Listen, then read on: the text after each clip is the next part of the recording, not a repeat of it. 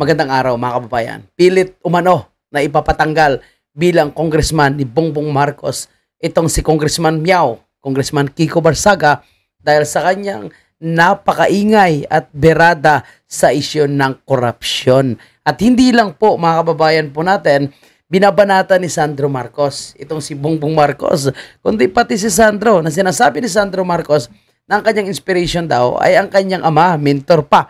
Ika nga ang sabi niya. Kaya ang sabi nga ni Congressman Miao, napaka-sweet daw po. Pero yung tatay ni Sandro Marcos, yung sumira ng ekonomiya ng Pilipinas. Which is totoo naman mga kababayan. Di ba? Kaya ngayon, hindi nila matanggap-tanggap, no?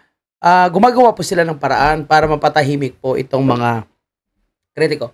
Of course, isa po sa talagang matinik ngayon at napakatibay na kritiko ng gobyerno ni Marcos Jr. ay itong si Congressman Miao.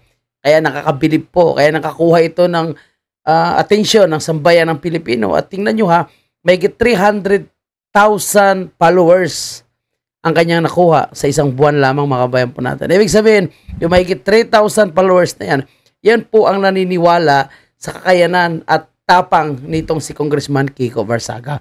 Imagine mo, napakaraming complaint na nandyan yung ethics complaint, nandyan yung mga kaso na pinal sa kanya at hindi lang isa, dalawa na yung mga ethics complaint na pinal sa kanya. Kundi talagang marami pa o di umano yung ethics complaint na ipapile sa kanya. And nakita niyo naman kung paano pinamunuan ni Kiko Barsaga yung mga rallies, no? At kung paano siya mananawagan sa mga kabataan ngayon na tumindig at lumaban po sa matinding korupsyon na nangyari sa ating bansa. Pero kanyang panawagan is dapat na idaan natin sa peaceful na kilos protesta. Ayaw niya rin actually ng karahasan. Usaping karahasan, usaping korupsyon, usaping panggigipit, mga kababayan po natin, sa mga nangyayari sa ating bansa. Alam nyo, no? Kaya itong si Vince Dizon ay naiihi kapag makaharap niya na po itong si Senator Marcolita. Bakit? Alam naman po natin na matindi po magtanong itong si Senator Marcolita. Kahit sino naman yung makakaharap niya ay talagang sadyang kakabahan. Anyway, panoorin natin yung short clip kung saan sinabi po nitong si Vince Dizon na naiihi na daw po siya mga kababayan natin nung makita niya si Senator Marcolita. Pwede po ba ako magpagamgangat ako kailangan nga pong mag-CR. Oo, sige. Nung dumating po si Senator Marcolita. At the very least naman. mag-CR. At the very least naman, sa bigat ng trabaho niyo, Pasensya na po. payagan namin kayo mag-CR at the very least. Secretary, napakaganda yung tanong ni... So, yan po mga kababayan natin ha. Nakita natin na talagang kinabahan siya. Sabi niya nga, nasi-CR daw po siya kung makita niya si Senator Marcolita. So, yun po yung indication na kinakabahan po kahit itong si Vince Dizon na mabulgar yung katotohanan. Kasi alam natin at ito, matagal ko na na-obserba ha, kay Vince Dizon, mga kababayan po natin, na talagang takot siya sa mga malalim na mga katanungan, interrogation, pagdating po sa mga anomalya sa flood control. Although hindi naman siya yung secretary ng DPWH sa kasagsagan ng anomalya sa flood control, si Bunuan, pero siya ngayon yung may hawak ng mga ebidensya at dokumento na nandyan sa loob ng DPWH. Kaya nga nung nasunog yung DPWH sa Quezon City, di ba nagsalita na naman si Congressman Kiko Barsaga? Sinabi nga ni Kiko Barsaga, sinunog di umano itong mga dokumento na may koneksyon kay Sandro Marcos, Martin Romualdez at ilang mga kongresista pa at opisyal ng DPWH na involved sa matitinding korupsyon na nangyari sa ating bansa. Kaya kahit anong pakiusap nitong si Auntie Claire, si Claire Castro na dapat daw idaan sa mapayapa, dapat daw tulungan na si Bongbong Marcos na maangat ang ekonomiya ng ating bansa, makiisa daw, pinagtatawanan lang po siya. Kasi alam mong, nanlilimos ka sa suporta dahil sa matinding kapalpakan at korupsyon na ginawa mo sa administration.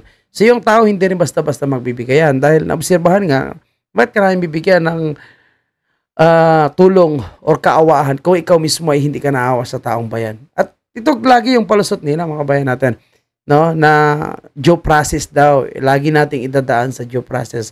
Tingnan mo nga, kung usaping due process, napaka-consistent nila na paulit-ulit na sinasabi.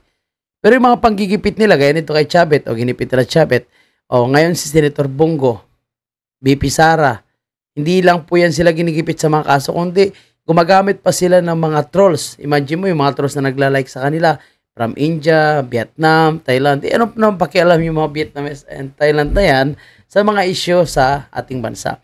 So, due process, laging sinasabi ni Bong Marcos, due process must be observed. Pero ang sinabi po ng Supreme Court na dapat walang sino man na mag-extradite ng isang Pilipino. Pero yung ginawa nila kay Tatay Digong, hindi po yan dumaan sa tamang due process. Within 14 hours, kaya nilang ipadala si Tatay Digong sa dahig. Pero kung sila ngayon ang tinatamaan, sabihin nila dapat idaan natin ito sa due process. Dahil kung hindi daw, delikado tayo. Delikado tayo. Yun ang kanyang sinabi. Kung madaliin daw po ito at hindi natin magawa ng tama, delikado tayo. Delikado dahil posible na ito na yung katapusan niya at mabubulgar siya. Ito po pa. Kaya balik po tayo dito kay Congressman Kiko Barsaga. Kaya nakakahanga po yung dedikasyon at tibay ng loob ni Congressman Kiko Barsaga sa usapin ng korupsyon at paninindigan niya na patuloy na babatikusin itong si Bongbong Marcos. Kagaya nito, mga kababayan natin, sabi ni Bongbong Marcos sa kanyang isang speech, no, do you want to get it done quickly or do you want to do it do you want to get it done right? Tagalogin natin, gusto nyo bang ito ay madaliin o gusto nyo gawin ito ng tama?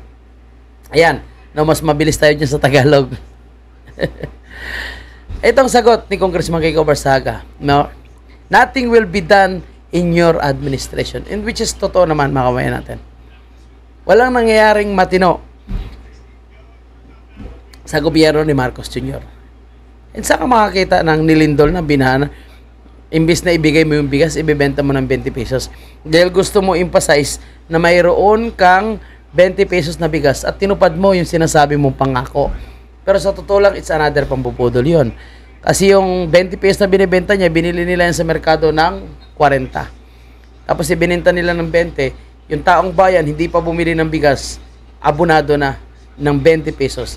Dahil gusto lang ni Bongbong Marcos na may mapatunayan sa kanyang pangakong pambubudol na mayroon siyang 20 pesos per kilo na binibintang bigas sa kanyang administrasyon. Pero, tignan mo ha, hindi ka man bumili ng 20 pesos na bigas, pero nag-abono ka ng 20 dahil sa ginawa nila.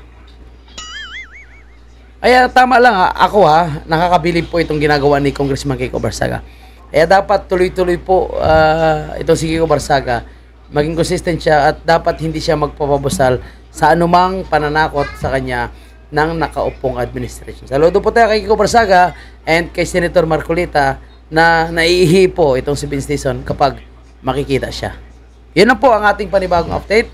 Muli, mabuhay kami Miao. Pagpatuloy mo yan.